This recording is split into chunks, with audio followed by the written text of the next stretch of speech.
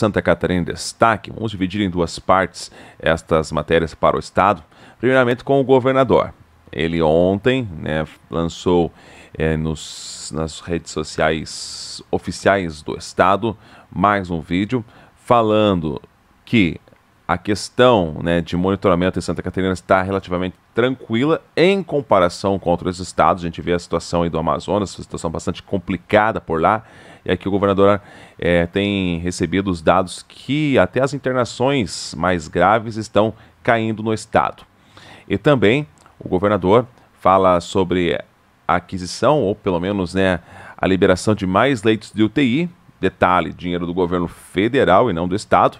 E ainda, mais para o fim, ele responde a algumas questões de jornalistas e principalmente sobre a denúncia da compra de respiradores.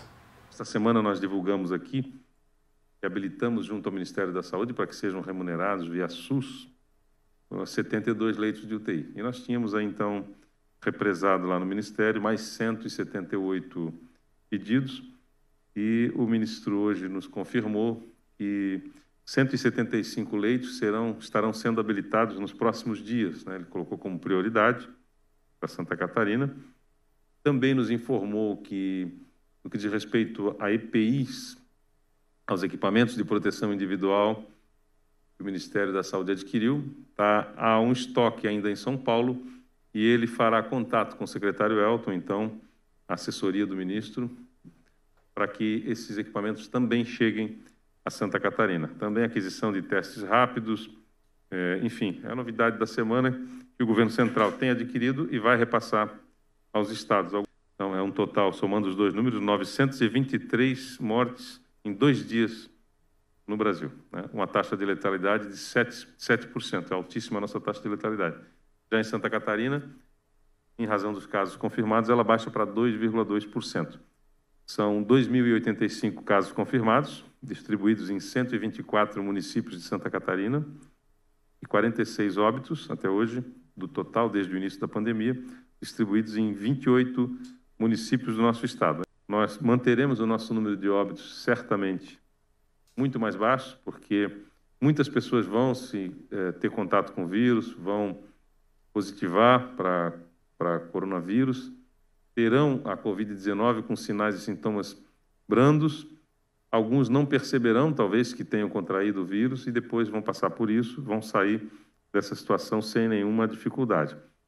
Mas a gente sabe que ela tem uma taxa de letalidade muito mais alta nas populações vulneráveis. Então, todo esse nosso esforço de respeito ao próximo. Às vezes a pessoa tem a consciência de que talvez não fosse afetada se viesse a contrair o vírus, mas ao mesmo tempo ela tem que saber que ela pode ser um vetor, ela pode levar esse vírus a uma pessoa vulnerável. Então ela não vai querer, obviamente, fazer isso, então ela se proteger, utilizar máscaras, utilizar do que tiver à disposição para a sua higiene, asepsia de mãos, ela está fazendo um gesto de humanidade com outras pessoas que podem estar precisando desse gesto, de não estarem vulneráveis, obviamente, ao contágio, porque uma população muito mais sensível.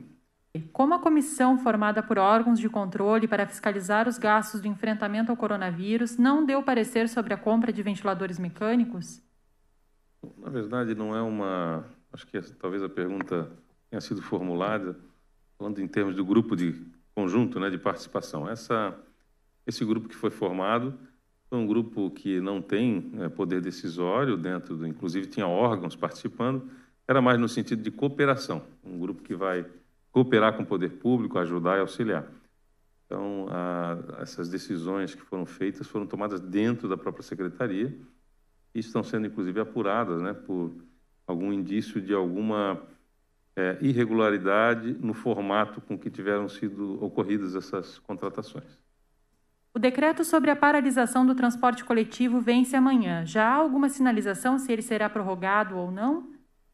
Não, essa discussão, ela certamente não será prorrogado, será prorrogado o prazo de suspensão, o transporte coletivo não retorna, mas nós não temos, inclusive, nem a definição de por quanto tempo seria razoável a prorrogação.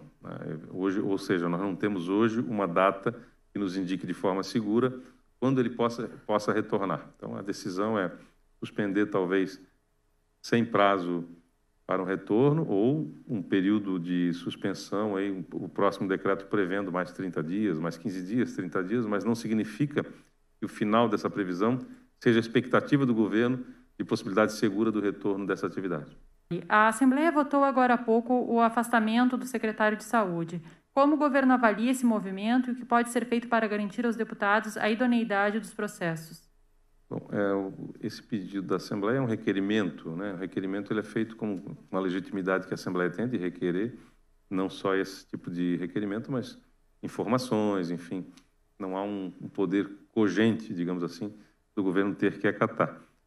E, obviamente, que em termos de relacionamento com a Assembleia, nós temos primado para tentar, né, ofertar aos deputados informações. Temos boletins também diários, há a conversa da Casa Civil, inclusive com cada deputado, com cada grupo, base, né, de deputados ali na Assembleia, e o governo está à disposição da Assembleia, inclusive para responder os seus requerimentos, né, que é dever do Estado, responder cada requerimento dos poderes em geral, da Assembleia, da Justiça, do Ministério Público. Então, cabe ao Estado prestar essas informações. Como o senhor recebe o novo projeto de ajuda aos estados que está no Senado, com a previsão de congelamento dos salários dos servidores das 3 esferas por 1 ano e meio? Na verdade, essa é uma negociação que está acontecendo com a Câmara e com o Senado e que a gente percebe que deve ser condicionado, sim. A ajuda deve ser condicionada a que não haja aumento salarial. Naturalmente, os estados e municípios devem receber isso com naturalidade, especialmente os estados, que se socorrerem dessa ajuda, porque nós vemos que o momento é um momento especial, né? Esse momento de pandemia não é um momento que nos possibilita conceder reajuste salarial, enfim, nós cortamos algumas vantagens de alguns servidores, suspendemos, inclusive, pagamento de 1/3 de férias, enfim, uma série de outras. Hoje nós não indenizamos já no Executivo, né?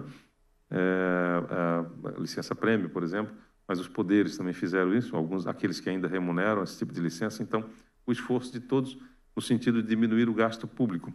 E é natural que, para se receber uma ajuda federal, que haja, de fato, um congelamento, que não haja aumento salarial por um determinado período.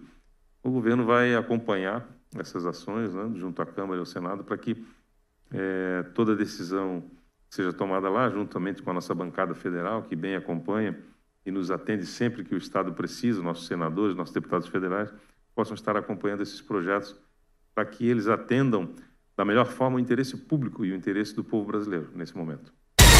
O fato acontece. A Jovem Pan informa. Você fica sabendo. Credibilidade acima de tudo.